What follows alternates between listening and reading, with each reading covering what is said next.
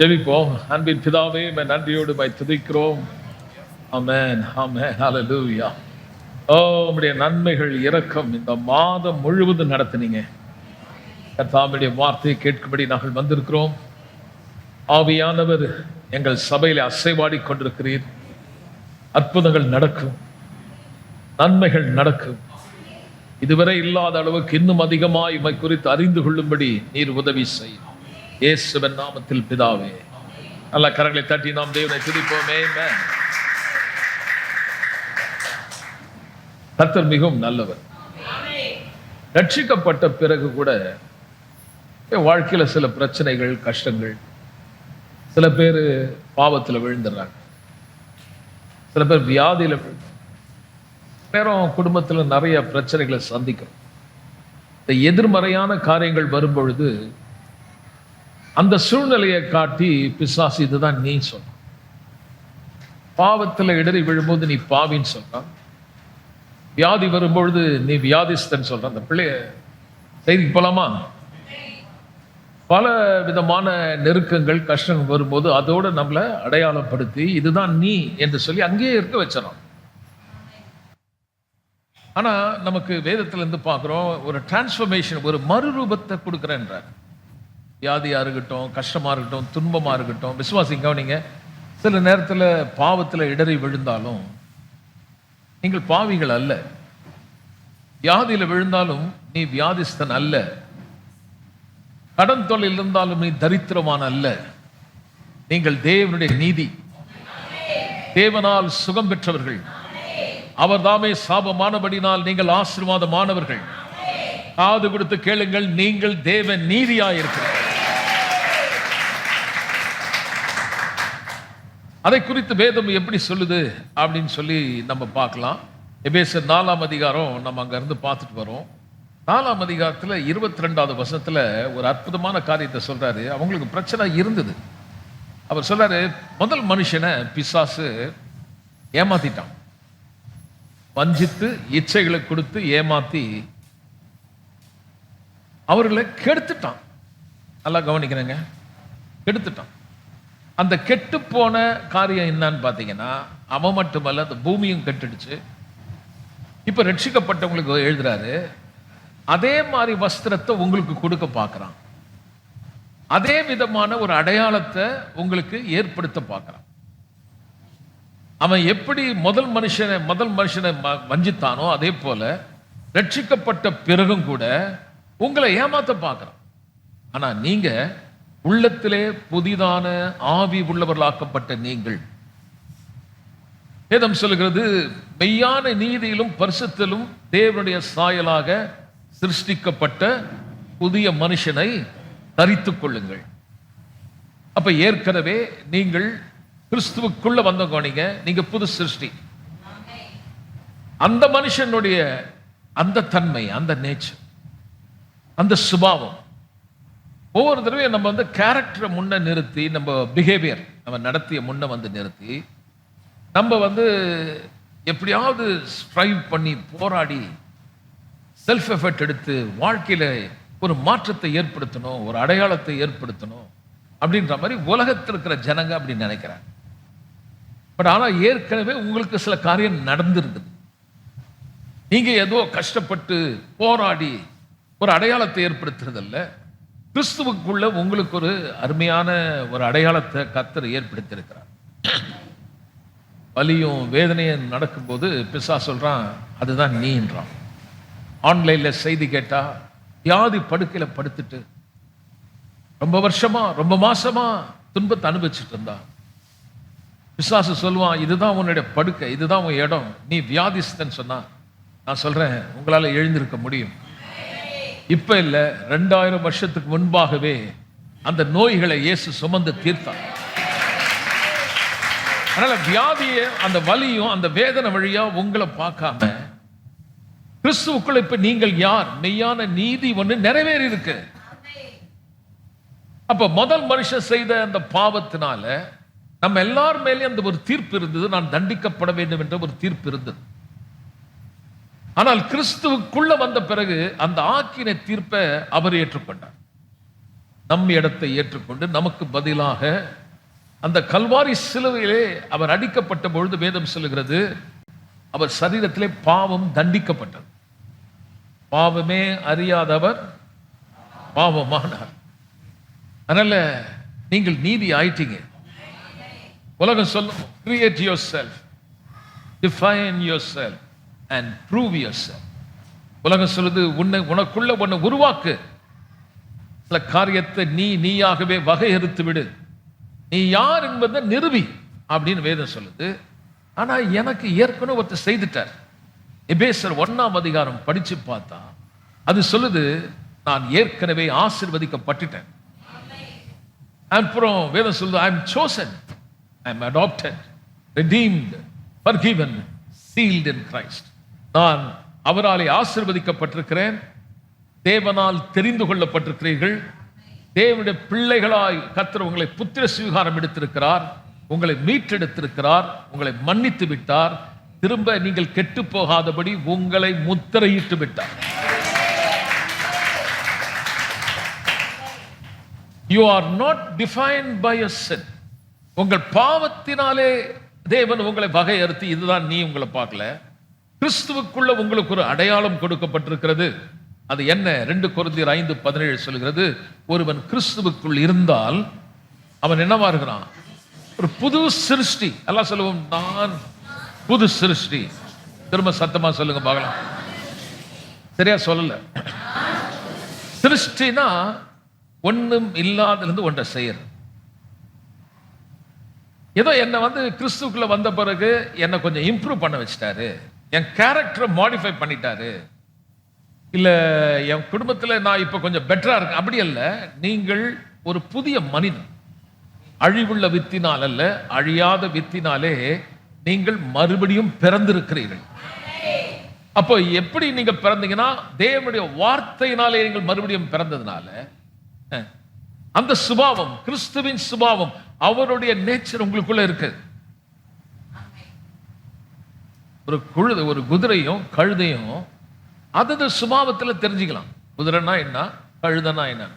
இப்போ ரேஸ் பந்தயத்தில் குதிரையை ஓட்டும் போது அது கூட கழுதையை நிற்க வச்சு, குதிரை வரிசையில் கழுதையும் நிற்க வச்சு கன் எடுத்து ஷூட் பண்ணா குதிரைலாம் ஓடும், கழுதை அங்கேயே நிற்கும். அது மட்டும் ஏன் ஓடுதுன்னா அதோட சுபாவம். இது ஏன் இங்க நிற்குதுன்னா அது பீன்னு கத்திட்டு அங்கேயே நிற்கும். அது கழுதை. பிரியமானவர்களே கவனிங்க, நீங்க தேவனால் பிறந்த தேவனுடைய பிள்ளைகள். என்னுடைய பிஹேவியரை, என்னுடைய நடத்தையை நாம் மாத்தி ஒரு அடையாளத்தை ஏற்படுத்தல. நான் ஏற்கனவே உள்ளே ஒரு புது சிருஷ்டி. அதை அறிந்து, ஆமென், ஹல்லேலூயா. பவுல் தன் நிருபத்தில் விசுவாசிக்கு எழும சொல்றாரு, நீங்க உங்களை நீங்களே ஒரு மதிப்புக்கேற்ற மாதிரி உங்களை மாத்திக்க முயற்சி பண்ணாதீங்க. ஒரு மாரல் இம்ப்ரூவ்மெண்ட் பத்தி பேசல, சில ரிலிஜியஸ் அட்வைஸ் கொடுக்கல. பாருங்க, நீங்க ரொம்ப விலை போகாதவங்க கிடையாது, ரொம்ப விலையேற பெற்றவங்க. அவருடைய சொந்த ரத்தத்தை சிந்தி உங்களை விலை கொடுத்து வாங்கியிருக்க. நீங்கள் ஏற்கனவே மன்னிக்கப்பட்டபடினால் வேதம் சொல்லுது, கிறிஸ்துவுக்குள் ஒரு புது சிருஷ்டி. எல்லாம் சொல்லுவோம், நான் ஒரு புது சிருஷ்டி. அதனாலதான் பாருங்க, டாக்டரின் இஸ் வெரி இம்பார்ட்டன்ட். என்ன மாதிரி நம்ம கடவுளை பத்தி கேட்கிறோம். நிறைய சபையில இன்னைக்கு அவங்க சொல்றாங்க, கடவுள் உன்னை இப்படி வச்சிருக்காரு, நீ செய்த பாவத்தினால தேவன் உன்னை தண்டிக்கிறார். அப்ப யார் காரணம்? என்னுடைய நிலையை கர்த்தர் இப்படி வச்சிருக்காரு, என் குடும்பத்தை வச்சிருக்காரு. நிறைய விசுவாசிகள் சொல்றாங்க, என்ன தெரியல பதர், ஆண்டவர் எனக்கு இப்படி வச்சிருக்காரு. நல்லா கவனிங்க, கர்த்தர் உன்னை அப்படி வச்சில்ல. கர்த்தர் சொல்றார், பழையவள் எல்லாம் முடிஞ்சிடுச்சு, நீ எனக்குள்ள ஒரு புது சிருஷ்டி. நீங்கள் தேவ நீதியாயிருக்கிறீர்கள், நீங்கள் சுகமாகி விட்டீர்கள்.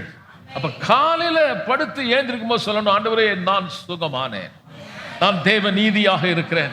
இப்ப இதை சொல்லும் போது சில பேருக்கு ஒரு டவுட், என்ன இவர் இப்படி சொல்றாரு, எல்லா சபையிலும் சொல்லாததை சொல்றாரு, தேவநீதி தேவநீதின்னு சொல்றாரு, நம்மளை பத்தி நமக்கு தெரியாதா? நான் இப்ப கூட வரும்போது சண்டை போட்டு தான் வந்தேன் அப்படின்னு நீங்க சொல்லலாம். தேவ நீதின்னு சொல்லும்போது ஒரு மனுஷன் வழியாக இந்த உலகத்துல அந்த 22 வசனம் சொல்றாரு, அவனை எதை செய்யக்கூடாதோ அதை செய்யும்படி ஒரு இச்சையை கொடுத்தான், ஒரு ஸ்ட்ராங் டிசையர். அதை எப்படி அந்த டிசைரை உண்டு பண்ண, அந்த விருப்பத்தை எப்படி உண்டு பண்ண, அந்த ஆசையை, அந்த இச்சையை எப்படி உண்டு பண்ணான்னா, ஒரு பொய்யான வார்த்தையை சொல்லி ஏமாத்துறான். அது என்ன வார்த்தை சொன்னான்னா, இதை புசிச்சா நீ தேவனை போல இருப்ப. ஆனா வேதம் சொல்லுபவர்கள் ஏற்கனவே அவங்க அப்படிதான் இருக்காங்க.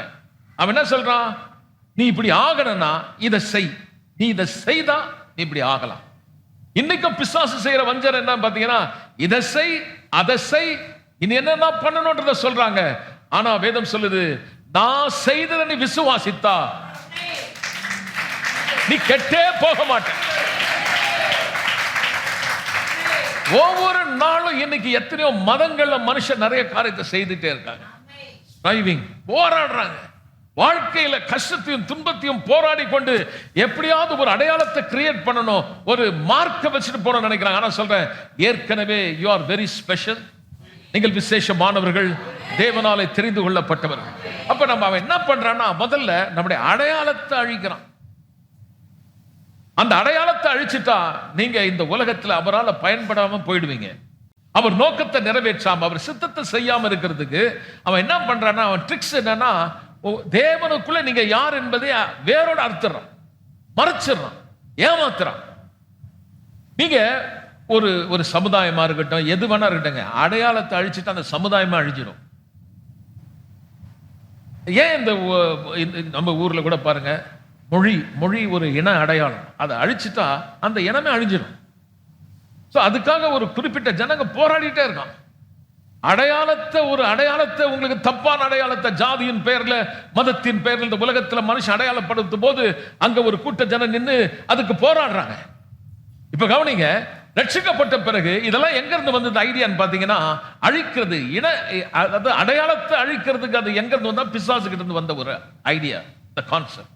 நீங்க கிறிஸ்துவுக்குள்ள வந்த பிறகு கூட பழைய மனுஷனுடைய அடையாளத்தை போட்டுட்டு இருக்கான். யூ ஆர் a sinner, நீ பாவி, ரட்சிக்கப்பட்டிருக்காங்க. அப்ப நாம எப்படி தேவ நீதி ஆக முடியும்? வேதம் என்ன சொல்றது குறித்து என்ன எழுதியிருக்கிறது? ரோமர் 5ஆம் அதிகாரம் 12வது வசனத்துல, ஒரு மனுஷன் ஆதாம் ஒருவன் செய்ததுனால இந்த உலகத்துல கர்த்தர் வார்த்தையை மீறின நிமித்தமாய் இந்த உலகத்துல பாவமும் மரணமும் நம்ம மேல டிக்டேட் பண்ணுச்சு, ஆளுகை டாமினேட் பண்ணிச்சு. அது என்னை ஆளுகிறது, என்னை வேறு விதமாய் வாழ விடல. அது என்ன விரும்புதோ அதை என்ன செய்ய வைக்கிறது. பவுல் சொல்றார், நான் செய்ய வேணாம்னுக்கிறேன், அதை நான் செய்யறேன்.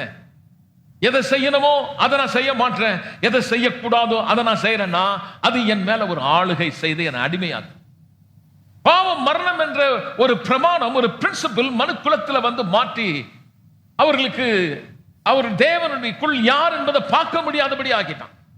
ஆனா இயேசு இந்த உலகத்துல வந்தது காரணம் உங்களை என்ன பரலோகம் கொண்டு போறதுக்கு இல்ல.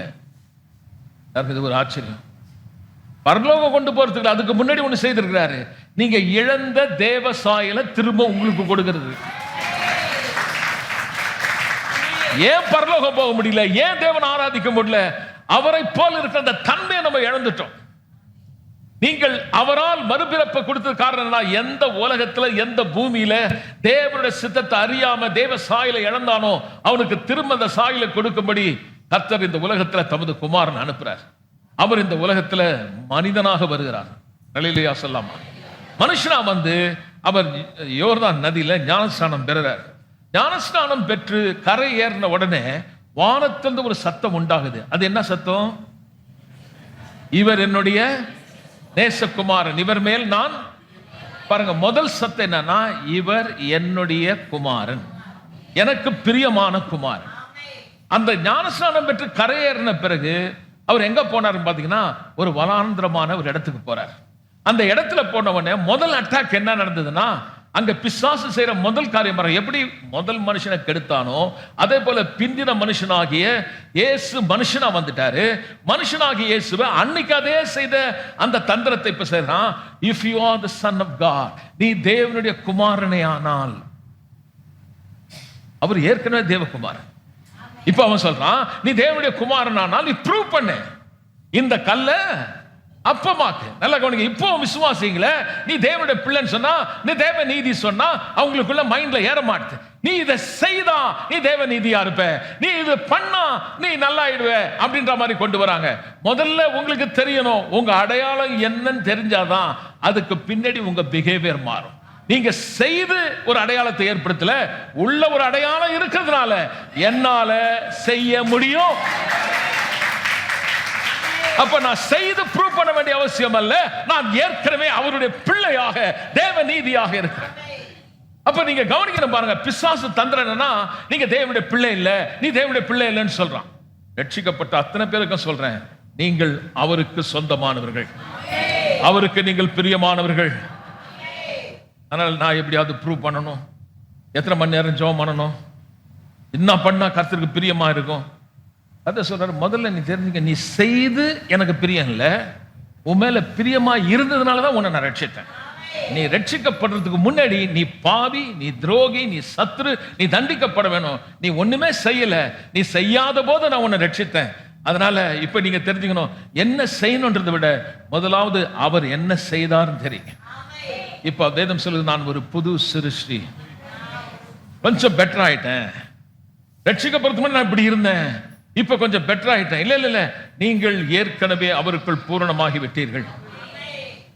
அப்ப புதிய ஏற்பாடு என்ன சொல்லுதுன்னா, இந்த புது சிருஷ்டிக்கு நாட் பேஸ்ட் ஆன் பெர்ஃபார்மன்ஸ். நான் ஏதோ ஒன்று செய்து வரல, என்னுடைய எஃபர்ட் கிடையாது, என்னுடைய வில் பவர் கிடையாது, நான் அவரை சார்ந்திருக்கிறேன். அவர் முடித்ததில் நான் இளைப்பாறுகிறேன். கல்வாரி சிலுவையிலே இயேசு ஒரு காரியத்தை செய்துட்டாரு, என்ன ஒரு புது சிருஷ்டி ஆக்கி விட்டார். பழையவைகள் எல்லாம் ஒழிந்து போயின, எல்லாம் புதுசாயிடுச்சு. I have a new nature, எனக்கு ஒரு புதிய சுபாவம்.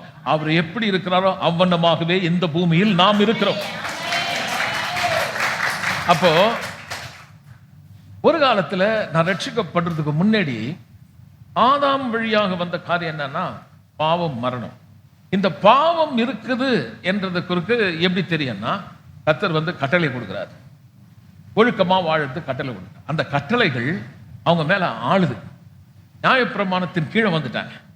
அந்த கட்டளை கீழே இருந்தனால, அந்த கட்டளையினால இந்த பாவத்துக்கு ஒரு ஸ்ட்ரென்த், ஒரு பலனை கொடுத்துச்சு. அந்த கட்டளை இல்லைன்னா அது பாவமா தெரிஞ்சிருக்காது. அந்த கட்டளை சொன்னதுனால அது பாவமாகி அந்த பாவத்துக்கு ஸ்ட்ரென்த் கொடுத்ததே ஒழிய என்ன வீக் ஆயிடுச்சு. அப்ப அது என்ன பண்ணுச்சு, என்ன டாமினேட் பண்ணுச்சு. ஒவ்வொரு தடவையும் என்ன ஆக்கினைக்குள்ள தீர்க்குது.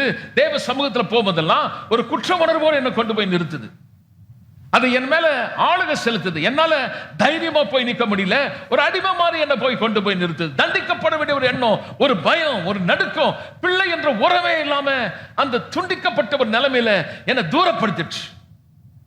இன்னைக்கு காலையில ஒரு நல்ல செய்தியை நான் வச்சிருக்கேன், இந்த இயேசுவால் நீங்கள் மறுபடியும் பிறந்திருக்கிறீர்கள். ரோமர் 6ஆம் அதிகாரம் 14வது வசனத்துக்கு போலாங்க. நியாயப்பிரமாணம் கிருபை, எல்லாம் என் கூட சேர்ந்து சொல்லுங்க. இப்போ புது உடன்படிக்கை பிள்ளைங்க, நியாயப்பிரமாணத்துக்கு கீழே இல்லை. நீங்க எந்த நியாயப்பிரமாணம் குற்றப்படுத்தியதோ, எந்த நியாயப்பிரமாணம் தண்டிக்க சொன்னதோ, அது இனி என்னை தண்டிக்க முடியாது. என்னங்க அவ்வளவு நீங்க பெர்ஃபெக்ட் ஆயிட்டீங்க? இல்ல இல்ல, என்னால இல்ல, நான் கிருபை கீழே வந்துட்டேன். முன்பு ஆதாமுக்குள்ள இருந்தேன், அதனால பாவம் என் மேல இருந்தது, பாவம் எனக்குள் வாசமாய் இருந்தது. அந்த பாவம் இந்த கட்டளையால உயிர் பெற்று நான் தண்டிக்கப்பட வேண்டும் என்ற மரணத்தில் என்னை கொண்டு போய் நிறுத்தியது. அந்த மரணத்தின் விளைவினாலே, பிரிவினாலே என் குடும்பம் சபிக்கப்பட்ட நிலைமை இருந்தது. பூமி கெட்டு போனது, சாபத்தில் இருந்த, வியாதி வந்தது, துன்பம் வந்தது. அது என் மேல வந்து ஆளுகை செலுத்தி நான் உன்னை விட்டு போக மாட்டேன்னு அது எனக்கு விரோதமாக இருந்தது. ரட்சிக்கப்பட்ட பிறகு இப்ப நான் நியாயப்பிரமாணத்தின் கீழ் அல்ல, நான் கிருபை கீழே வந்துட்டேன். அந்த கிருபை என்றால் ரூபை கிடையாது, இயேசு கீழே வந்துட்டேன். இயேசு கீழே வந்துட்டேன்னா அவர் சிந்தின ரத்தத்தின் கீழே நான் வந்துட்டேன். அவர் எனக்கு பதிலாய் அவர் தாமே என் பாடுகளை ஏற்றுக்கொண்டார், என் வேதனையை சுமந்தார். காதுள்ளுவோம் கேளுங்க, அந்த கல்வாரி சிலுவை நடந்தது என்னவென்றால், பாவமே அறியாத அவர் பாவமானார். பாவம் செய்து பாவமாகல, என் பாவம் அவர் மேல் சுமத்தப்பட்டது. பார்க்கத்தக்க ரூபம் இல்லாத விதத்திலே அந்த சிலுவையிலே நடந்த சம்பவம் என்னவென்றால், என்னுடைய பாவம், உங்களுடைய பாவம் அந்த சரீரத்தில் தண்டிக்கப்பட்டது. அந்த பாவம் தண்டிக்கப்பட்டதுனால 4வது வசனம் சொல்லுகிறது, நியாயப்பிரமாணத்தின் நீதி நிறைவேறதுனால இனிமேல இந்த நியாயப்பிரமாணத்தின் கீழே அல்ல, நான் கிருபை கீழே வந்துட்டேன். கிருபை கீழே வந்ததுனால பாவம் என்னை ஜெயிக்க முடியாது. இப்படி ஒரு பலவீனமா தட்டான். பக்கத்தில் சொல்லுங்க, பாவம் உன்னை ஜெயிக்க முடியாது. நம்ம அந்த தமிழ் தான் கரெக்டா புரியும். மேற்கொள்ள முடியாதுன்னா என்னமோ அப்படியே இருக்கும், புரியாத மாதிரி இருக்கும். பாவம் விசுவாசியை ஜெயிக்க முடியாது.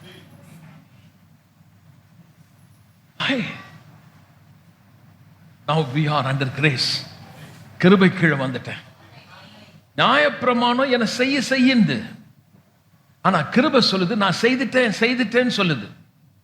என்னை எதெல்லாம் செய்ய சொன்னோம் அத்தனையும் நியாயப்பிரமாணத்தை ஒட்டுமொத்த நீதியும் மனுஷனா வந்து இயேசு செய்து முடித்ததால இனி அந்த நியாயப்பிரமாணம் என் மேல ஆளுகை செலுத்தி இந்த கட்டளையின்படி நீ தவறிட்ட உன்னை தண்டிக்கிறேன்னு சொல்ல முடியாது. காரணம் என்றால் அந்த தண்டனை அவர் மேல் விழுந்தது. நீங்க பிறக்கிறதுக்கு முன்னாடியே உங்கள் பாவங்கள் மன்னிக்கப்பட்டாகிவிட்டது. அப்ப உங்களுக்கு ஒரு நியூ ஐடி கொடுக்கிறாரு. நீ கிறிஸ்துவுக்குள்ள புது மனுஷன். நான் இப்பொழுது நியாயப்பிரமாணத்தின் கீழ் அல்ல, நான் கிருபையின் கீழ் இருக்கிறேன். கிருபை உங்களை விடுதலை ஆக்கி இருக்கிறது. From what? Domination of the old ID. பழைய மனுஷன் அடையாளத்திலிருந்து என்னை விடுதலை ஆக்கி கிறிஸ்துவுக்குள்ள ஒரு புதிய மனுஷன் அடையாளத்தை எனக்கு கொடுத்துச்சு. அப்போ உங்களுக்கு பிரச்சனை வரும்போது பிசாசு உங்களை எப்படி அடையாளப்படுத்துறான்? வியாதி வரும்போது நீ வியாதிசனை அடையாளப்படுத்துறான். வாழ்க்கையில துன்பத்தையும் கஷ்டத்தையும் வரும்போது அதோட அடையாளப்படுத்தி இதுதான் நீ, இது கர்த்தர் உனக்கு கொடுத்திருக்காரு, நீ இதை அனுபவிச்சிரு, இது வழியா போன்றான். இப்ப நீங்க கவனிங்க, அந்த பழசெல்லாம் முடிஞ்சிடுச்சு. எப்ப கிறிஸ்துவுல வந்துட்டனோ நான் புது மனுஷன் ஆனது மட்டுமல்ல, பழையவைகள் சிலது ஒழியில பழையவைகள் எல்லாம் ஒழிந்தது. பழைய பாவம், பழைய சாபம், பழைய ஆளுகை, அவனால் வந்த எல்லா தீமை என் மேல டாமினேட் ஆகி நீ தண்டிக்கத்தான் படணும் என்ற ஒரு விதத்துல என்ன தீர்ப்பு சொல்லாதபடி அந்த தீர்ப்பை எடுத்து போட்டு என் மேல ஒரு நீதியை கொடுத்தார். அப்ப பழைய உடன்படிக்கையில் இருந்த காரியத்தை போன வாரம் நான் காட்டினேன். சின் கான்சியஸ், சன் கான்சியஸ், பாவ மனசாட்சி இருந்தது. அது பாருங்க, பலி கொடுத்தாங்க, கோயிலுக்கு போனாங்க, ட்ரம்பட் ஊதுனாங்க, மோலாடிச்சாங்க, எக்காலம் சத்தம் இருந்தது, பலி செலுத்தினாங்க, குற்ற உணர்வோட போனாங்க, குற்ற உணர்வோட வீட்டுக்கு போனாங்க. ஒருவேளை அந்த பலி செலுத்தி ஆராதிச்ச பிறகு அந்த பாவம் அவங்களை விட்டு நீங்கி இருந்தா அடுத்த வருஷம் வந்து அந்த பலியை கொடுத்திருக்க மாட்டான். ஆனா வேதம் சொல்லுகிறது, இயேசு கிறிஸ்து ஒரே தரம் பலியானதுனால இப்பொழுது நீங்கள் பரிசுத்தமாகி விட்டீர்கள்.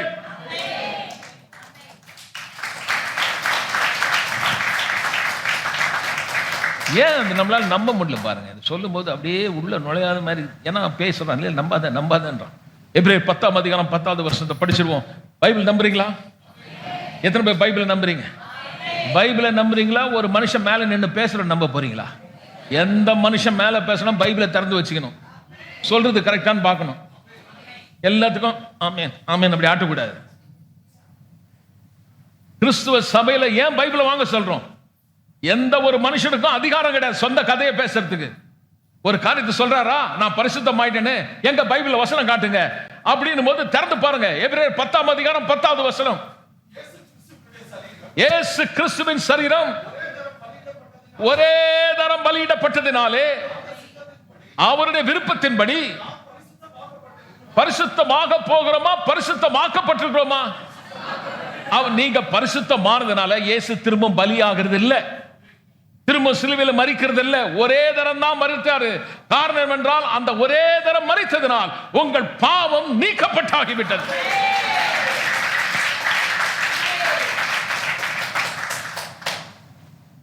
பதினாலாவது வசனம் படிங்க. பரிசுத்தமாக்கப்படுகிறவர்களை எப்படி இந்த தமிழ்ல எவ்வளவு பெரிய பிரச்சனை பண்ணியிருக்காங்க. ஏனெனில் பரிசுத்தமாக்க, அங்க என்ன படிச்சீங்க? 10வது வசனம்,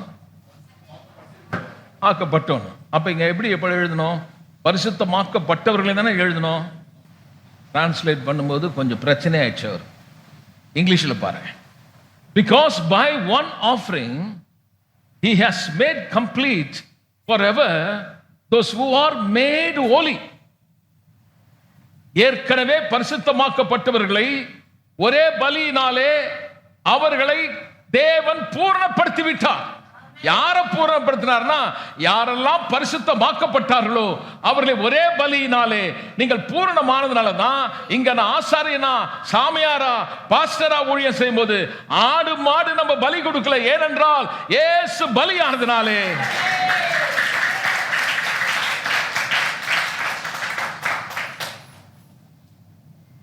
கொஞ்சம் ஒரு இடிக்குது இல்ல? என்னடா அப்படி சொல்றாரு, வரும்போது கூட நான் சண்டை போட்டு வந்துட்டேன். இப்ப அதை புரிய வைக்கணுமே. In what way we are different from the Old Testament people? The same character we have. அதே மாதிரி நம்ம பண்றோம். யாரும் பாவம் பண்ணாதவங்க கிடையாது. உட்கார்ந்து அத்தனை பேரும் பாவம் பண்ணாலும் வேதத்தில் நீங்கள் பரிசுத்தவான்னு எழுதுது. அதுதான் ஒரே குழப்பமா இருக்கு. எல்லாரும் திருட்டு வேலை செய்தா கூட இந்த தேவ நீதின்னு சொல்லுதா, நமக்கு ஒன்றும் ஒரே குழப்பமா இருக்கு. என்னடா இது, நம்மள தேவ நீதின்றார். நான் கூட இப்போ வரும்போது கொஞ்சம் சண்டை போட்டு வந்தேன், அதை பண்ணிட்டேன். எப்படி பிரதர், எனக்கு இது புரியலையேன்ற. சரி, அது விளக்கணும். முதல்ல இப்போ இந்த புது சிருஷ்டின் போது நான் சொன்னேன், இப்போ உங்களை தேவனுடைய பிள்ளையாக்கிட்டார். எல்லாம் சொன்ன, நான் அவருடைய பிள்ளையாயிருக்கேன். இது அப்படியே இருக்கட்டும். இப்ப கலாத்தியருக்கு போலாம். கலாத்தியர் 4ஆம் அதிகாரம், கலாத்தியர் 4ஆம் அதிகாரம் 6வது வசனம். நீங்கள் குமாரர்களும் குமாரத்திகளுமாய் இருக்கிறவ. புத்திரர்னா பிரதர் எங்களை பத்தி எழுதல அப்படின்னு லேடிஸ் நினைச்சக்கூடாது. குமாரர்களும் குமாரத்திகள். ஆமென். புத்திரன்னா காமனா போடுறாரு. ஆம்பளை பொம்பளைலாம் கிடையாது. ஆண் என்றும் இல்லை, பெண் என்றும் இல்லை, எல்லாரும். அப்ப குமாரர்களும் குமாரத்திகளுமாய் இருக்கிறபடினால் அப்பா பிதாவே என்று கூப்பிடத்தக்க தமது குமாரனுடைய ஆவியை உங்கள் இருதயங்களிலே அனுப்பினார். கவனிங்க, எப்படி இயேசு இந்த உலகத்துல மனுஷனா இருக்கும்போது அவர் எப்படி பிதாவை அப்பான்னு கூப்பிட்டாரோ, அது அவரை மாதிரியே கூப்பிடுறதுக்கு அவர் ஆவியை ஏன் இருதயத்தில் கொடுத்துட்டார். இப்ப இருதயத்தை நிறைவினால், அப்ப இருதயத்தில் நான் எப்படி அவரை கூப்பிடுறேன்னா, ஒரு அடிமை மாதிரி கூப்பிடல, அவர் எப்படி கூப்பிட்டாரோ அப்படி கூப்பிடும்படி அதே ஆவியை இப்ப உனக்கு கொடுத்திருக்கிறாரு. ஆகையால் நீங்கள் அடிமையாயிராமல். ஏன் அடிமையா இல்லைன்னா, அவர் எப்படி ஆதாம் வழியா நான் பாவியா இருந்தேனோ, ஆதாம் வழியா நான் அடிமையா இருந்தேனோ, இப்ப இயேசு என்ன ஒருவரால கிருபையினால எனக்கு என்ன நடந்ததுன்னா, நான் அடிமை இல்லை, நான் பாவி அல்ல, நான் இப்பொழுது பிள்ளை, குமாரன், புத்திரனானால் கிறிஸ்துவின் வழியாக எனக்கு சுதந்திரமாய் இருக்கிறார். நீ உனக்கு அவர் வழியா உனக்கு சுதந்திரம் வந்திருக்குதுன்றாரு. இன்ஹெரிட்டன்ஸ். அப்போ doctrine of justification, doctrine of sonship and talking about the inheritance. உபதேசம் என்ன சொல்லுதுன்னா, பாவியா இருக்கிற மனுஷனை கர்த்தர் நியாயப்படுத்தி நீதியாக்கிட்டார். சொல்லுங்க, நியாயப்படுத்தி நீதியாக்கிட்டார். ஒரு லாயர் வந்தார், ஒரு மீடியேட்டர். நீதிமன்றத்தில் நம்ம நிற்கிறோம். பிதாவாகிய தேவன் என்னை தண்டிக்கிறதுக்கு அந்த கோர்ட்ல நிற்கும் போது ஒரு லாயர், ஒரு வழக்கறிஞர் எந்த பத்தி பேசுறதுக்கு ஒருத்தர் வந்தார். ஒரு ஆமேன்னு சொல்லுங்க. வந்து நடுவில் நின்றுக்கிட்டு, இந்த மனுஷனை தண்டிக்க முடியாது, இந்த மகளை தண்டிக்க முடியாது. காரணம் என்னவென்றால், இவளுக்கு பதிலா இவனுக்கு பதிலா நான் அந்த இடத்தை ஏற்றுக்கொண்டு இவனை போலவே நான் பாவியாயி அவனை தண்டிக்கிறது பதிலா நான் தண்டிக்கப்பட்டேன். அப்ப அவர் பாவம் செய்து பாவமாகல, பாவம் செய்யாமலே பாவமானார், பாவம் சுமத்தப்பட்டது. நீங்க பாவம் செய்து பாவியாகல, பாவம் உங்களுக்குள் சுமத்தப்பட்டது. அதனாலதான் உள்ளகிற பாவம் நம்மளை செய்ய வச்சது. புரிஞ்ச ஒரு ஆமேன்னு சொல்லு. நமக்கு செய்ய வேணான்னா கூட நம்மளை இழுத்துட்டு போகுது. இதெல்லாம் சொல்லும் போது அப்படியே தெரியாத மாதிரி தலை குஞ்சிக்க கூடாது. சண்டை போடக்கூடாதுன்னு நினைக்கிறேன், போட்டு இப்படிலாம் பண்ணக்கூடாதுன்னு நான் நினைச்சேன் பிரதர். 2 மணி நேரம் சும்மா இருந்தோம். அப்புறம் பார்த்தா நான் பண்ணிட்டேன். நம்மளுடைய சூழ்நிலை நான் காட்டுறேன். இப்போ ஏன் அப்படி பண்ணோம்னா, அது உள்ள விட இந்த நேச்சர், சுபாவம். எல்லாம் சொல்லுங்க, சுபாவம். கழுத மாதிரி இருக்கும், குதிரை மாதிரி இருக்கும். கரெக்டுங்களா? குதிரை ரேஸ் ஓடுற குதிரையை அங்கே நிற்க வச்சு, அது கூட 4 கழுதியை நிற்க வச்சு, கண் எடுத்து சுட்ட உடனே மற்ற குதிரை எல்லாம் கடகடன்னு ஓடும். கழுது அங்கேயே தான் நிற்கும். ஏன்னா அது சுபாவம். எல்லாரும் ஒரே ஓட்டப்பந்தில் தான் நிற்கிறாங்க. இது ஓட மாட்டு. இந்த உலகத்தில் எல்லாரும் ஒரே மாதிரி தான் இருக்கிறோம். ஆனா உங்க சுபாவம் வேற. உங்களை மறுபடியும் பிறக்க வச்சது. சொல்லுங்க, நான் தேவனால் மறுபடியும் பிறந்திருக்கிறேன். அதனால எனக்கு ஒரு சுதந்திரத்தை பத்தி எழுதுது. நான் அவரோடு கூட உடன் சுதந்திரமாய் இருக்கிறேன். எல்லாம் சொல்லுங்க, நான் அவரோடு உடன் சுதந்திரமாய் இருக்கிறேன். எபிரேயர் 2ஆம் அதிகாரம் 1வது வசனத்தை படிச்சு பாருங்க. அங்க இயேசுவை குறித்த அவருடன் நான் சுதந்திரவாளினா என்ன சுதந்திரம் அப்படின்னு நம்ம பார்க்கலாம். இன்ஹெரிட்டன்ஸ் பத்தி பேசும்போது இந்த சுதந்திரவாளிகள் அப்படின்னு சொல்லுது இல்லையா, அப்படின்னு சொல்லும்போது எனக்கு கொடுக்கப்பட்ட சுதந்திரம் எதுனா, கிறிஸ்துவோடு கூட நான் உடன் சுதந்திரராய் இருக்கிறேன் அப்படின்னு சொல்லும்போது எனக்கு என்னென்ன காரியங்களை கர்த்தர் செய்திருக்கிறாரு அப்படின்னு பார்க்கும்போது, அவரு சர்வத்துக்கும் சுதந்திரவாளியாய் தேவன் அவரை நியமித்தார். கிறிஸ்துவை யார என்ன வச்சாராம்? சர்வத்துக்கும். ஓகே, வேதம் சொல்லுது இயேசுவை சர்வத்துக்கும் சுதந்திரவாளியா நியமித்தாராம். இந்த உலகத்துல மனுஷனா வந்தாரு, ஆனா அவரை எல்லாவற்றுக்கும் சுதந்திரவாளியா வச்சார். இப்ப நம்ம ரோமர் எழுதின நிருபத்தை சொல்றாரு, அவரோடு கூட நீங்களும் உடன் சுதந்திரவாளிகளா இருக்கிறீர்கள். அவர் என்னத்தை சுதந்திரிச்சார்? தேவனுடைய பரிசுத்தம், தேவனுடைய நீதி. ஹல்லேலூயா சொல்லுவோமே. அதே பரிசுத்தம், அதே நீதி எப்படி வருதுன்னா, நான் கிறிஸ்துவோடு கூட நானும் உடன் சுதந்திரவாளியாக நான் இருக்கிறேன். கட்டி நம்ம தேவனை துதிக்கலாம் பாருங்க.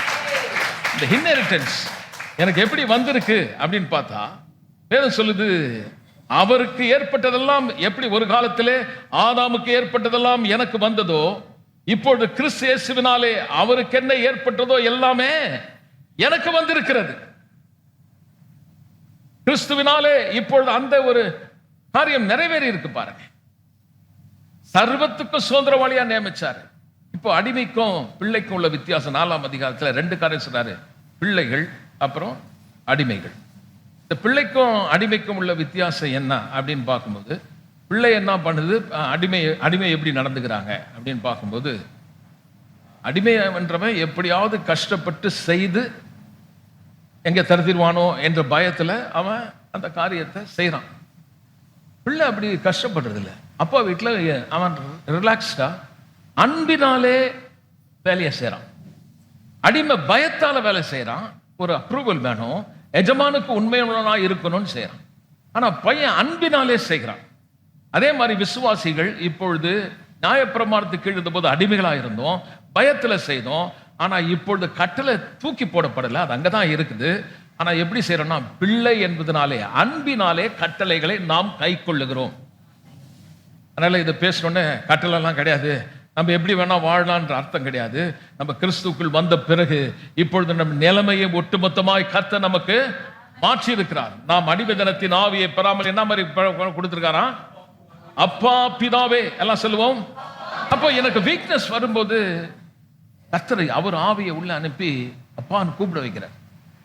when I call him, he is there, right side of my right side of me. என் பக்கத்துல வல பக்கத்துல இருக்கிறார். by my side, என் பக்கமா நிற்கிறார். ஏன்னா நான் ஒரு பிள்ளை. ஆபத்தில் அவரை நோக்கி கூப்பிடுங்கள், அப்பொழுது அவர் உங்களுக்கு உதவி செய்கிறார். உங்களை தப்புவித்து உங்களை கனப்படுத்துகிறார். அப்ப நமக்கு எப்படி கூப்பிடுறோம்? ஒரு அடிமை கூப்பிடுற மாதிரி கூப்பிடல, அப்பான்னு கூப்பிடுறேன். அப்ப பலவீனம் வரும்பொழுது உங்களுக்குள்ள ஒரு ஆவியை கொடுத்திருக்காரு. நீங்க கூப்பிடும் போது உடனே உங்களுக்கு உதவி செய்கிறார்.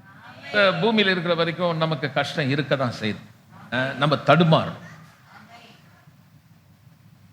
நான் பெர்ஃபெக்ட் கிடையாது. ஆவியில நான் பரிபூர்ணம் ஆயிட்டேன்.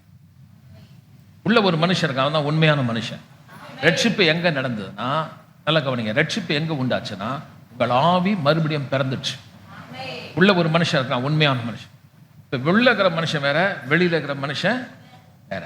உள்ளான மனுஷன் உள்ள இருக்கான், வெளிப்புறமான மனுஷன் வெளியில இருக்கான். இந்த வெளிப்புறமான மனுஷன் இந்த சரீரம், பூமியின் மண்ணுல இருந்து கர்த்தர் உண்டாங்க. ஆனா ஆதாம் பாவம் செய்த பூமி சபிக்கப்பட்டுச்சு. சபிக்கப்பட்ட பிறகு இந்த சரீரமும் சாபத்தின் கீழ் இருக்கு. இந்த சரீரத்தை மீட்கல, அதனால இந்த சரீரம் சாவும். அதனால வேதம் சொல்லுது, இது என்ன சரீரம்? சாவுக்கு இனமான சரீரம். சொல்லுங்க பார்க்கலாம். அப்ப இந்த சரீரம் செத்துட்டே இருக்குது. அப்ப எல்லாருக்கும் சரீரத்துல பாவ நேச்சர் இருக்குது. பாவ சுபாவம் எங்க இருக்குது? பேசுங்க பேசுங்க. அப்படி நான் இது பிரதர் எனக்கு அப்படி ஒண்ணுமே வந்ததில்லைன்னா நீ சாவவே மாட்டேன்னு அர்த்தம். உங்களுக்கு ஒருவேளை இந்த சரீரத்தில் உங்களுக்கு பிரச்சனையே இல்லை, இந்த சரீரத்தில் நான் பாவம் என்ன கூட எனக்கு வந்ததில்லை, நான் எதுவும் தப்பாக நடந்ததில்லைன்னு சொன்னா நீ சாவ மாட்டேன். பாவத்தின் சம்பளம். அப்ப இந்த சரீரத்தில் நமக்கு பிரச்சனை இருக்குது. எத்தனை பேர் அதை ஒத்துக்கிறீங்க? சரீரத்தில் பாவ உணர்வு இருக்கிறதுனால சின்ன பாவம் பெரிய பாவம் கிடையாது, பாவம் பாவம் தான். எல்லாம் சொல்லுங்க. விபச்சாரம் செய்யாத, வேசித்தனம் செய்யாதன்னு சொன்னாரு. அதே நேரத்தில் திருடாதன்னு சொன்னாரு. திருடாதன்னு சொன்னது மட்டுமல்ல, ஒரு அன்பா இருங்கன்னார். நமக்கு சின்ன சின்ன பாவம் நம்மளே நினைச்சுக்கணும். நம்மளுக்குள்ள அந்த we have a problem, defects in our personality. இந்த சரீரத்தில் நமக்கு பிரச்சனை இருக்கு. ரூடா பேசுவாங்க சில பேர், பார்த்துருக்கீங்களா? நாகரிகம் இல்லாம மொரட்டுத்தனமா பேசுவாங்க. ரட்சிக்கப்பட்டோம். சில பேர் பெருமையா பேசுவாங்க, தாழ்மையிலே பெருமை. சில பேர் பொய் பேசுவாங்க. சரி, இதெல்லாம் நம்மளை பொறுத்த வரைக்கும் இது வந்து பெரிய பாவம் கிடையாது. விபச்சாரம் பண்றது, களவு பண்றது, கொலை பண்றது, அது என்ன பாவம் அப்படின்னு யார் சொன்னா? வேதம் சொல்லுதா இது பெரிய பாவம், இது சின்ன பாவம் சொல்லுதா? சின்ன சின் சொல்லுங்க. பாவம் பாவம் தான். அப்ப நம்ம வந்து வீட்டில் நம்ம சண்டை போடுறோம். எத்தனை பேர் டாக்ஸ் ஒழுங்கா கட்டியிருக்கீங்கன்னு எனக்கு தெரியாது. பரிசுத்தவான்கள், தப்பு பண்ணலன்னு சொல்றவங்களுக்கு சொல்றேன், ரூடா பேசுனது இல்லையா? நாகரிகம் இல்லாம மொரட்டுத்தனமா நடந்தது இல்லையா? மனைவி புருஷன் கிட்ட மொரட்டுத்தனமா நடந்தது இல்லையா? புருஷன் மனைவி கிட்ட மொரட்டுத்தனமா பேசுனது இல்லையா? சரி, ரெண்டு பண்ணலன்னு வச்சுக்க, பிள்ளைங்கிட்ட பண்ணது இல்லையா? ஏன் அப்படியா நல்லா அப்படியே குவைட்டா இருக்கீங்க? போய் பேசுனதே இல்லையா? ஓட்டுக்கு காசு வாங்கினதே இல்லையா? வாரிசு வாங்கணும், செத்துட்டாங்க, சொத்துக்காக வாரிசு வாங்குறதுக்கு அங்க தாசில்தாருக்கு காசு கொடுத்ததே இல்லையா? வரி, வீட்டு வரி கட்டும் போது நீங்க அங்க காசுக்கு லஞ்சம் கொடுத்தது இல்லையா? வீடு கட்டும் போது அப்ரூவலுக்கு நீங்க காசு கொடுத்ததே இல்லையா? எங்கெங்க காசு வாங்காம செய்யறான்? காசே வாங்காம உங்களுக்கு கிடைக்குமா? ஏதாவது ஒண்ணு ஒரு காரியம் வாங்கணும், உங்களுக்கு ஒரு சர்டிபிகேட் அரசாங்கத்திலிருந்து ஒரு பேப்பர் எடுக்கணும்னு வைங்க, டெத் சர்டிஃபிகேட்டோ ஏதோ, நீங்க போய் கேட்டீங்கன்னா அவங்க வந்து ஒரு கிளாஸ் வச்சிருப்போம், 14-15 காரியங்கள் இருக்கும். அது நீங்க காசு வாங்காம கேட்டா எல்லா பேப்பரும் கேட்பாங்க. எல்லாத்தையும் கொடுத்துட்டு 16-10 கொண்டு போய் சப்மிட் பண்ணதுக்கு அப்புறம் புதுசா இன்னொன்னு சொல்லுவான், இது இல்லை, போய் எடுத்துட்டு வாங்க. கடைசி நமக்கு மனசு உடைஞ்சி, என்னதான் வேணும், 5000 ரூபா கொடுறா முடிச்சு தரேன்னு, 5000 ரூபா கொடுத்துப்பா போட்ட பாடு போதுன்னு.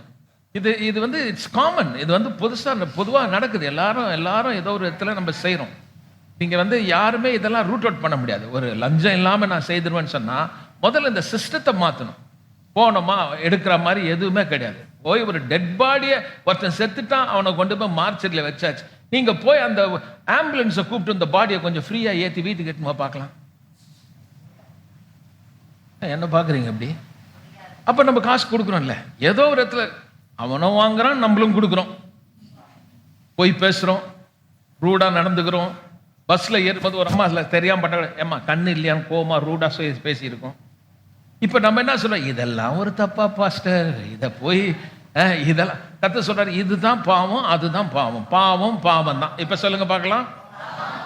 ஆனா நம்ம என்ன சொல்றோம், அவனை மாதிரி நான் இல்லை. நான் கதை சொல்ற அவனை மாதிரி இல்லை, அவனை நீயும் ஒண்ணுட்டார். நமக்கு இது ஏற்றுக்க முடியல நம்ம மனசுல. அவங்க சொல்றாங்க நான் 10 மணி நேரம் ஜெபம் பண்ண அப்படி பண்ணேன். ஆனா வாய் 10 மணி நேரம் கரெக்டா பண்ணிருக்க மாட்டாங்க, 1 மணி நேரம் கூட பண்ணிருக்க மாட்டான். ஆனா சில நேரத்தில் பார்த்தா சிஸ்டர் உங்களுக்காக இரவு பகலா உனக்காக. எதுக்கு இப்படி போய், எதுக்கு போய், எவ்வளவு போய்? ஒரு நாளைக்கு கொடுங்க, உனக்கே தெரியும் எவ்வளவு பொய்யை நம்ம பேசி அந்த மூட்டை மூட்டையா வீட்டில் வச்சிருக்கோம். பொய் மூட்டைகள் இதெல்லாம் வச்சுக்கிட்டு நம்ம சொல்றோம் அவரு சரியில்லை, அவர் விபச்சாரம் பண்றாரு, அவர் வேசித்தனம் கதை சொல்ற எல்லாம் ஒண்ணுதான் போன்ட்டார். அப்ப எப்படிங்க நான் போக முடியும் அவருக்கு முன்னாடி? அப்ப கதை சொல்றாரு உன்னுடைய நீதி வெறும் அழுக்கு கந்த, நீ எல்லாரையும் ஏமாத்தலாம், என்ன ஏமாத்த முடியாது. You are so transparent. செய்யறது மட்டுமல்ல, அவர் சொல்றாரு நீ யோசிச்ச பத்தியா,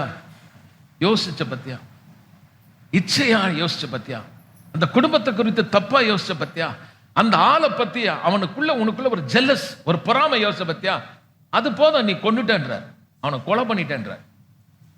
அப்ப இப்படி இருக்கும்போது இந்த பாவத்தோட நான் எப்படி, இப்ப நீங்க சொன்னீங்க பரிசுத்தமாயிட்டேன்றீங்க, நான் கம்ப்ளீட் ஆயிட்டேன்றீங்க. ஆனா எனக்கு இந்த பிரச்சனை எல்லாம் இருக்குது. இதெல்லாம் இருக்கும்போது நான் எப்படி பரிசுத்தம் உள்ளவனா இருக்கிறேன்? அதனாலதான் பிரதர் எனக்கு ஒரு டவுட். நீங்க தேவ நீதின்னு சொன்னா என்னால ஏற்றுக்கொள்ள முடியல. நான் நிறைய அங்கங்க சின்ன சின்ன காரியம், பெரிய பெரிய காரியம் நடந்துட்டு இருக்குது. ஆக மொத்தம் எல்லாரையும் ஒரே லிஸ்ட்ல வேதம் அடைக்கும் போது நான் எப்படி தேவனுடைய சமத்துல நீதி உள்ளவனா நான் கேட்க முடியும் அப்படின்ற கொஸ்டினுக்கு நம்ம பதில் கொடுக்கணும். அல்ல ஒரு ஆமென் சொல்லுவோமே. எல்லாரும் ஒரே விதமா தான் அவர் பார்க்கிறாரு ஒழிய நீங்க வேற விதம் அல்ல. இப்ப என்ன சொல்றாருன்னா உன் கேரக்டரை, அதாவது உங்க பிஹேவியரை நீ சரிப்படுத்துறதுக்கு நீ இறங்காத. உன் பிஹேவியரை நீ மாத்தனா முதல்ல உள்ள நீ யாருன்னு பாரு. உள்ள நீ மெய்யான பரிசுத்தமும் மெய்யான நீதியும் உள்ள வச்சுட்ட, அந்த எண்ணத்துக்கேற்ப அதன் பிரகாரம் நான் தேவ நீதியா இருக்கேன், நான் பரிசுத்தமாயிட்டேன்னு சொல்லி ஒவ்வொரு காலம் எழுந்திருக்கும் சொல்லி உன் மனதை புதுப்பித்து சிருஷ்டித்துறை சாயலுக்கு ஒப்பாய் மாறுங்கள். எல்லாம் கை தட்டி தேவனை துதிக்க.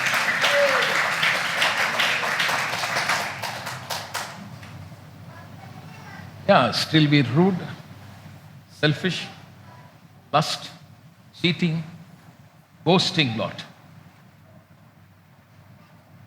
நம்ம மொரட்டுத்தனமா இருக்கிறோம், சுயநலம் உள்ளவராக இருக்கிறோம், யாருக்கும் எதுவும் கொடுக்க மாட்டோம். அதுவும் பாவம். பக்கத்தில் இது கூட பாவம் சொல்லு. என்ன பார்த்தா எந்த நான் கஷ்டப்பட்டு அது உந்து கிடையாதுன்றார். இது உந்து கிடையாது. நான் உனக்கு கொடுத்தேன், நீ என்ன பண்ற, எனக்குன்னு எல்லாத்தையும் எடுத்து வச்சுக்கிறேன். அப்ப நம்ம எல்லாம் பாவம் பண்றோம், தப்பு நடக்குது.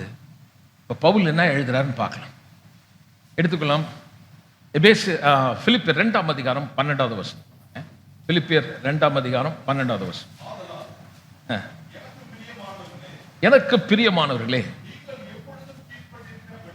எப்பொழுதும் கீழ்ந்திருக்கபடியே நான் உங்களுக்கு சமீபமாய் இருக்கும்போது மாத்திரமல்ல,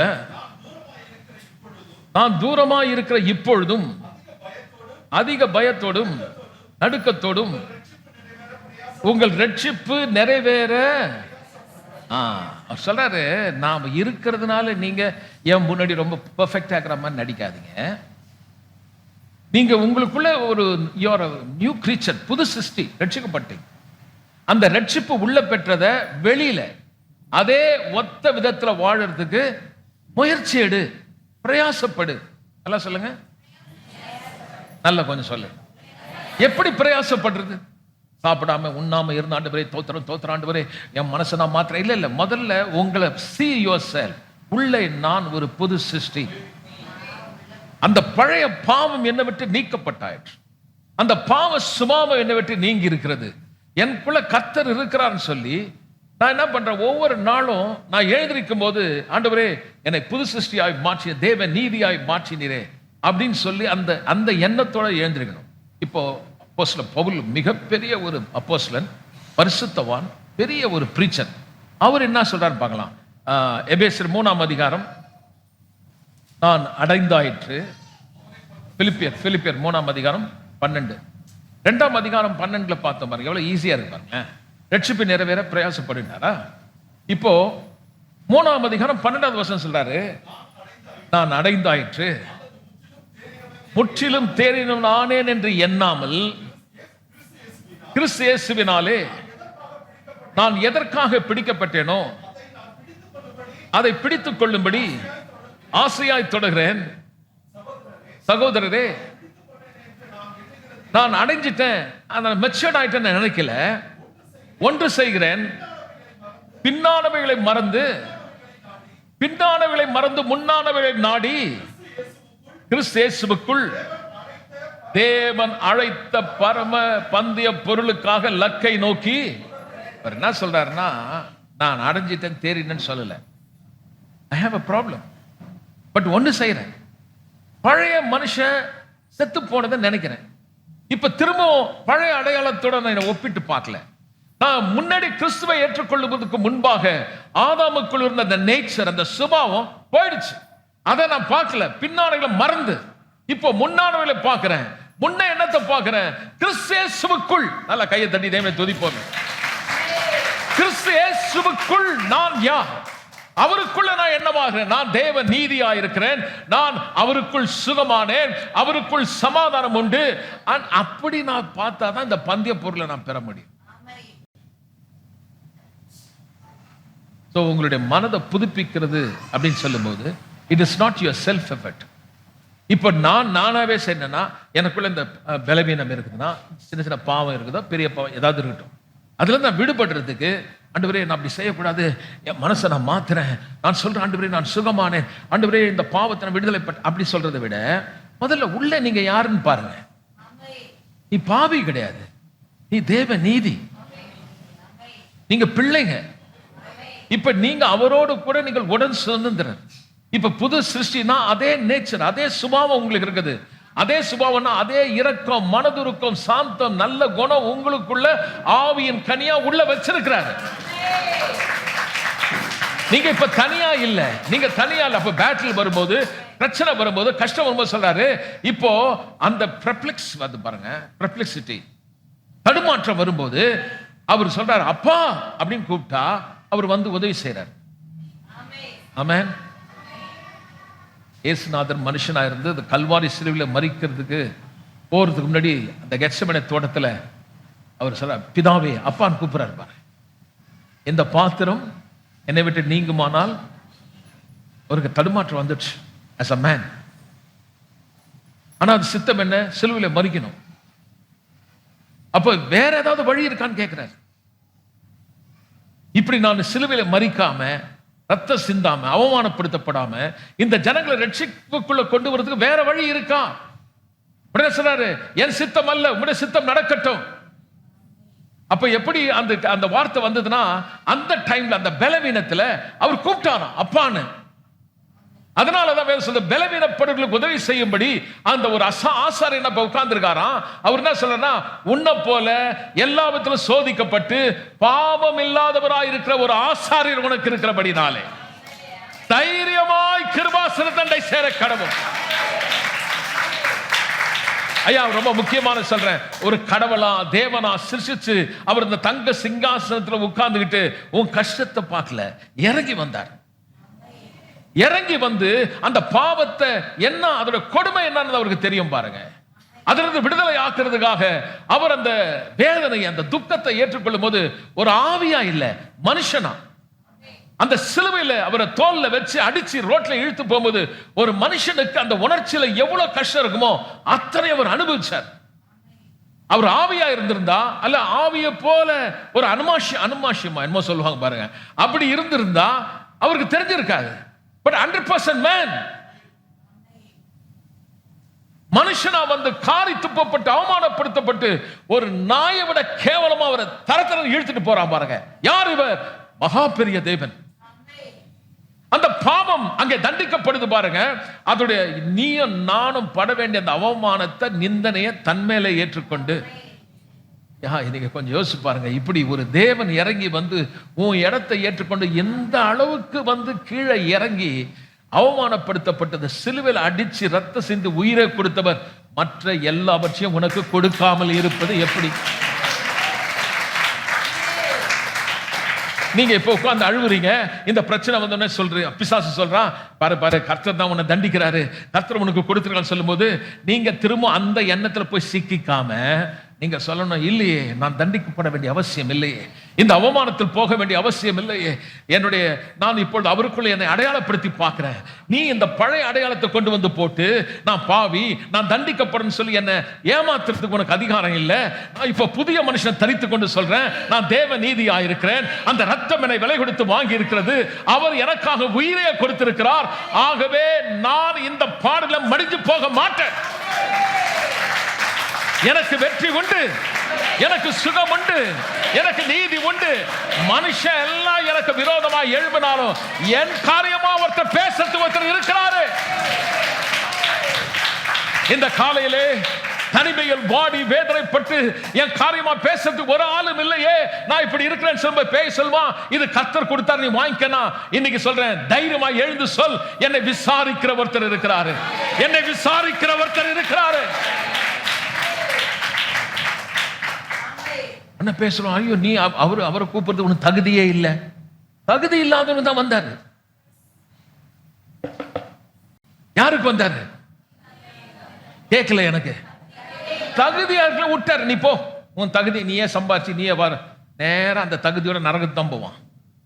ஏன்னா அந்த தகுதி மனுஷனால் வருகிறதல்ல, உன் தகுதி ஒன்று இருக்குமானால் அது என்னால் உண்டானதல்ல, அந்த தகுதி அவரால் வந்தது. நீங்க கான்பிடன்ஸா போலாம், நீங்க ஜாக்கிரதையா இருக்கணும். இன்னைக்கெல்லாம் நாளைக்கு கூட உங்களை ஏமாத்த பார்ப்பான். பிரச்சனை வரும்போது, கஷ்டம் வரும்போது, துன்பம் வரும்போது, சில தடுமாற்றத்துல பாவத்துல விழுந்துட்டீங்கன்னா அவன் சொல்வான், பாரு இதனால தான் கர்த்தர் தண்டிக்கிறார். நீங்க சொல்லணும், இல்லையே என் பாவத்தை ஒருத்தர் ஏற்று சுமந்து விட்டார். அப்ப நம்ம பாவத்தை தொடர்ந்து வாழாம இருக்கணும்னா, அவருக்கு பிரியமா இருக்கணும்னா, நான் அடைஞ்சிட்டேன் தேறிட்டேன் நான் நினைக்கிறது இல்லை. என்கிட்ட வீக்னஸ் இருக்கு, நான் ஒண்ணு செய்யறேன், இந்த பழைய கதையெல்லாம் மறந்து சொல்லுங்க, அந்த ஆதாமுக்குள் இருந்த பலவீனம், தோல்வி, அவமானம், அந்த பாவம் என் மேல் ஆண்டு கொண்டதே, அதெல்லாம் என்னை விட்டு போயிடுச்சு. இனி நான் பாவம் என் மேல நீ டாமினேட் பண்ண முடியாது, நியாயப்பிரமாணம் வந்து என்னை குற்றச்சாட்ட முடியாது. நியாயப்பிரமாணம் தான் பாவத்துக்கு பலன் கொடுத்தது, அந்த பாவம் என் மேல் ஆளுகை செலுத்தி நான் தண்டிக்கணும்னு சொல்ல முடியாது. காரணம் என்னவென்றால், இப்போ நான் கிருபை கீழே வந்ததுனால அந்த பாவம் என் மேல ஆளுகை செலுத்தி என்னை தண்டிக்கணும்னு சொல்ல முடியாது. ஏனென்றால் இப்ப நியாயப்பிரமாணத்தின் கீழ் அல்ல, நான் கிருபையின் கீழ் வந்து விட்டேன்.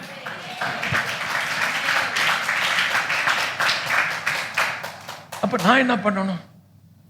எனக்கு பழைய எண்ணம் வருது, அந்த மாதிரி வாழ்க்கை வரும்போது உடனே நான் சொல்றேன், உள்ள நான் என்னவாக இருக்கிறேன், அவரால் நான் மீட்கப்பட்டேன், எனக்காக உயிரே கொடுத்து என்னை மீட்டெடுத்தீரே கர்த்தாவே, நான் பெர்ஃபெக்ட், நான் பூர்ண அடைஞ்சிட்டேன்னு சொல்லல, பட் ஒன்று செய்கிறேன், பழைய வாழ்க்கையெல்லாம் மறந்து உம்மை நோக்கி, எனக்கு ஒரு பரிசு பொருள் இருக்குது, எனக்கு ஒரு கிரீடத்தை வச்சிருக்கீங்க, இப்ப படுற இந்த பாடு வரக்கூடிய மகிமைக்கு ஒப்பிடவே முடியாது. அதனால பொறுமையா நீங்க வேமித்த இந்த ஓட்டத்துல நான் சுற்றி நெருங்கி மாற வந்தாலும் பாவத்தை தள்ளி உம்மை நோக்கி நான் இந்த ஓட்டத்தை ஓடுவேன். நான் சொல்றேன், பாவத்தை வெறுத்துருங்க. அந்த பாவ செயலை இனி நீங்க வாழ முடியாம இருக்கிறது உங்களுக்கு பலன் வந்தாச்சு. திரும்ப சொல்லாதீங்க, பலவீனா விழுந்துருவேன், விழ மாட்டீங்க, உங்களால எழுந்திருக்க முடியும். வியாதியில படுத்துட்டு இந்த வியாதி தான் என் தலைவிதின்னு சொல்லாதீங்க, அந்த வியாதியிலிருந்து எழுந்திருக்க முடியும். உன் நோயை சுமந்து விட்டார். இன்னைக்கு சாபத்துல வாழ்ந்து கொண்டு கடன் மேல கடன் வாங்கி வாழ்க்கையில தரித்திரத்தை வாழ்ந்திருந்தா நான் சொல்றேன், இந்த தரித்திரங்கள் எழுந்திருக்க முடியும். நீங்கள் ஏற்கனவே ஐஸ்வர்யவான்களாய் மாற்றிவிட்டார்.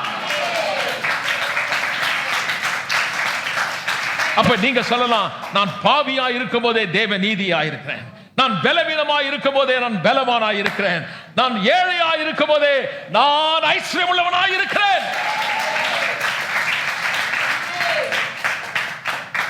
அதுதான் என்னுடைய அடையாளம்.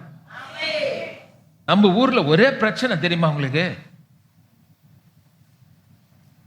ஆதார் கார்டு கொடுத்தா அது அடையாள அட்டை இல்லை, ரேஷன் கார்டு அடையாள அட்டை இல்லை, பேன் கார்டு அடையாள அட்டை இல்லை, பாஸ்போர்ட் அதுவும் அடையாள அட்டை. அப்ப நான் இந்தியன்றதுக்கு எனக்கு அடையாளம் என்ன? ஒருத்தர் சொன்னா, தயவு செய்து மோடி ஐயா நீங்க என்ன அடையாள அட்டை வச்சிருக்கீங்க சொல்லுங்க, அதை வாங்கிக்கிறேன்னா. அடையாளத்தை அழிக்க பார்க்கறாங்க பாரு. இந்த ஊர்ல பிறந்து இந்த ஊர்ல வளர்ந்து நம்முடைய அடையாளத்தை அழிக்கிறது ஒரு கூட்டம் வேலை செய்துட்டு இருக்குது. நான் சொல்கிறேன் பிரியமானவர்களே, இந்த உலகத்தில் ரட்சிக்கப்பட்ட உங்களுக்கு தேவனுக்குள் நீங்கள் யார் என்ற அடையாளத்தை அழிக்க பார்க்கறான் பாருங்க. இதை விட டேஞ்சர் எதுனா, கிறிஸ்துவனாகி நான் யாரும் தெரியாம வாழலாம் பாரு. அதுதான் மிக வருத்தமானது. அடையாளம் தெரியல, பாவின்றாங்க, வியாதி கர்த்தர் கொடுத்தாருன்றாங்க, ஏதோ ஒரு நோக்கத்தால வந்ததுன்றாங்க. ஆனா அடையாளம் கண்டுபிடித்தேன், கிறிஸ்துவுக்குள் நான் தேவ நீதியாக இருக்கிறேன்.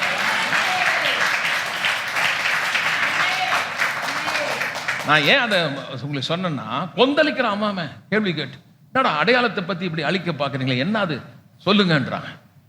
அதுக்கெல்லாம் எழுந்திருக்கிறாங்க. கிறிஸ்தவர்களுக்கு இந்த உணர்வே கிடையாது பாருங்க. இன்னும் இந்த அடையாள கார்டு, இந்த ஆதார் கார்டே தேடிட்டு இருக்கான். நம்பால இந்த சபைக்கு வா, நான் உனக்கு ஒரு அடையாள அட்டையை கொடுக்குறேன், உங்களுக்கு ஒரு நல்ல அடையாள அட்டை. நீ தேவ நீதி, நீ பரிசுத்தவான், நீ ஆசீர்வாதமானவன், எந்த பக்கமோ அந்த பக்கம் 4 பக்கம் நெருக்கப்பட்டாலும் ஒடுங்கி போகாதவள்.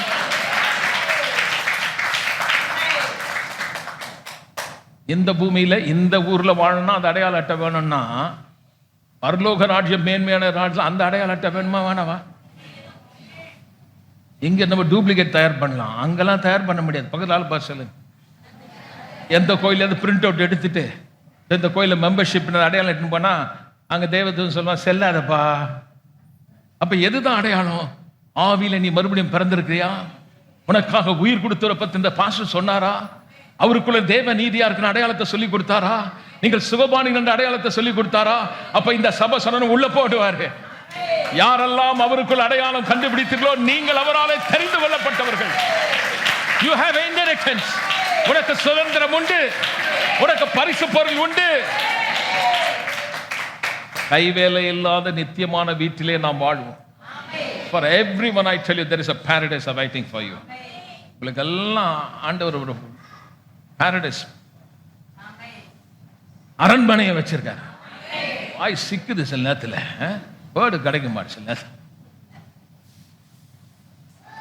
நம்ம 100 சதுர அடியில வீடை கட்டிட்டு அங்க சண்டை, 200 சதுர ஸ்கொயர் ஃபீட் 300 ஸ்கொயர் ஃபீட்ல அவங்க அம்மாவுடைய அம்மா வச்சிருப்பாங்க, இன்னும் அதையே பிடிச்சிருக்கிற நீ. கண்ணு கட்டுற வரைக்கும் முன்னாடி இடம் வச்சிருக்கிறார். அங்கதானா, இங்க இல்லையா? இங்க வேணான்னா இங்க இல்லை, ஆனா இங்க விரும்பினா இங்கேயும் உண்டு. அவர் சொன்னார், நான் சொல்ல, உனக்கு கட்டாத பொறுக்கு நிறைந்த வீடுகள், வெட்டாத துறவுகள், நட்டாத ஃபார்ம் ஹவுஸ்கள், நம்ம அதெல்லாம் யோசிக்கிறது கூட கிடையாது. தோத்திராண்டவரே, இன்னைக்கு அரிசியில கஞ்சி வந்தா போதும் அப்படியே யோசிச்சு அந்த வண்ணாரப்பேட்டையிலிருந்து நேரா எங்க வேலை செய்யற அங்க போக வேண்டியது, திரும்ப வண்ணாரப்பேட்டை பேக் டு பெவிலியன். எங்கேயும் போனது கிடையாது, எதையும் பார்த்தது கிடையாது, எதையும் என்ஜாய் பண்ணது கிடையாது. அவங்களுடைய மைண்ட் குறுகி போச்சு. இன்னைக்கு நான் சொல்றேன், நீ எவ்வளவு ஏழ்மையில் தான் நீ மேல வர முடியும். படிக்கிற பிள்ளைங்க நல்லா படிங்க, ஒரு தீர்மானத்தோட படி, வேலை செய்யறவங்க நல்லா வேலை செய்யுங்க, தொழில நல்ல வியாபாரத்தை நல்லா பண்ணுங்க, சீக்கிரமா சுக வாழ்வு துளிர்க்கும். எழுந்து நாம் கர்த்தரை துதிப்போம். ஆமென், ஆமென்.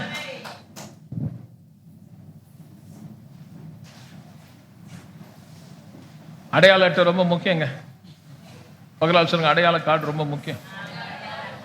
என்னவோ பாருங்க, இவங்க இன்னைக்கு செய்தி வரும்போது நம்ம செய்தி இதோட கோஇன்சிடென்ட் ஆகுதுங்க. அது இல்லை இது இல்லைன்னு சொல்லிட்டு இருக்கும்போது ஆண்டவர் சொல்ற, அவன் எது கொடுக்கானா இது இருக்குது உனக்கு. யாரும் இங்க நிரந்தரமா இந்த பூமியில இருக்க போறது இல்லை. உங்களை அடையாளப்படுத்தி பாருங்க. வியாதி வரும்போது நீங்க உடனே வியாதி வந்துருச்சு, நான் வியாதிஸ்தன் ஆயிட்டேன் அப்படின்னு சொல்லக்கூடாது. பாவத்தில் விழுந்துட பாவி அப்படின்னு சொல்லாது. கடன்லையும் தரித்திரத்தில் நான் பாவி, நான் தரித்திரத்தில் இருக்கிறேன், நான் ஒரு ஏழை அப்படின்னு சொல்லாத. அவரோடு நீங்க அடையாளப்படுத்துங்க. அது சொல்லுது, நீ கிறிஸ்துவுக்குள் தேவ நீதியா இருக்க, நீங்கள் பரிசுத்தமாயிட்டீங்க, பரிசுத்தமாய் நீ பிள்ளைகள் ஆயிட்டீங்க. பிள்ளைகளாகி உங்களுக்கு சுதந்திரத்தை கொடுத்திருக்காரு, சொத்து உரிமைகள், நீங்கள் வாரிசுதாரர்கள். அவருடைய பரிசுத்தம், அவருடைய நீதி அவரை சர்வத்துக்கு சுதந்திரவாளி. அது உங்களது. இப்ப நீங்க செய்யறதெல்லாம் வாய்க்கணும். படிக்கிற பிள்ளைங்க கவனி, நல்லா படிக்க முடியும். புக்கை எடுக்கும் போதே அழுதுட்டு எடுக்காத, ஐயோ இப்படி இருக்குதுன்னு நினைக்காத. திறக்கும் போது சொல், ஆண்டவரே ஞானத்தை கொடுங்க ஆண்டவரே, இதை புரிஞ்சு நல்லா எழுத எனக்கு அறிவு கொடுங்கன்னு கேட்டுப்பாரு, டாப்பர் ஆயிடுவேன். ஞானம் அறிவு திறமெல்லாம் இன்ஸ்டிடியூட் கொடுக்காது, மேல இருந்து வரும், பரத்திலிருந்து வருகிற ஒரு ஞானம். So I tell you, before when you open the book, just have a small prayer. Ask him, Lord, I need your wisdom. I call the wisdom to come. ஞானத்தை கூப்பிடுன்னு சொல்றாரு. சொல்லுங்க. அம்மாவை கூப்பிட கூடாது, அப்பாவை கூப்பிடு. கூப்பிட்டு எனக்கு மண்டையில ஏறல, முதல்ல ஞானத்தை கூப்பிடு, கூப்பிடு, ஞானத்தை கூப்பிடு. அவர் சொல்ற கூப்பிடு, அது வருமா, வந்துட்டு உனக்கு புரிய வைக்க பாருங்க. அப்ப வேலை செய்றவன், பிசினஸ் பண்றவன் ஞானத்தை கூப்பிடு, திறமையை கூப்பிடு. அவர் சொல்ற நான் உனக்கு அனுப்புறேன். ஏன்னா ஞானத்தின் தேவன், செல்வத்தின் தேவன், சகல ஆசீர்வாதத்திலையும் ஊற்றுங்க. உள்ள இருந்து அப்படியே பிச்சை அடிக்கும். அவர் தான் உங்க தேவன். அதனால நீங்க தைரியமா இருங்க. இல்ல நான் தப்பு பண்ணிட்டேன் அதனால நான் அப்படி விட்டுறேன், அல்ல அதெல்லாம் உங்க அடையாளம். ஸோ இப்படி ஒரு நல்ல அடையாளத்தை கொடுத்துட்டாரு.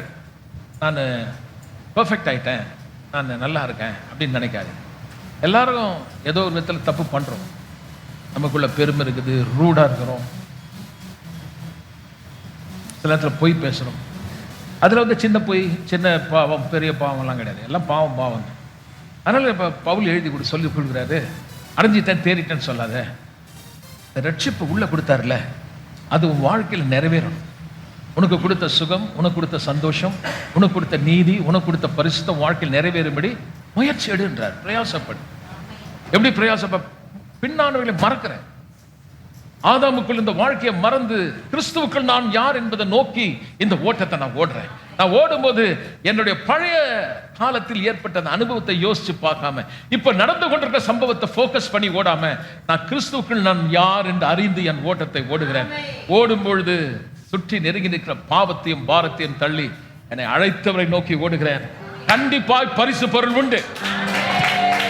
அன்பு பிதாவே, என்னோடு எங்களோடு பேசின இந்த அருமையான வார்த்தைக்காய் நன்றி.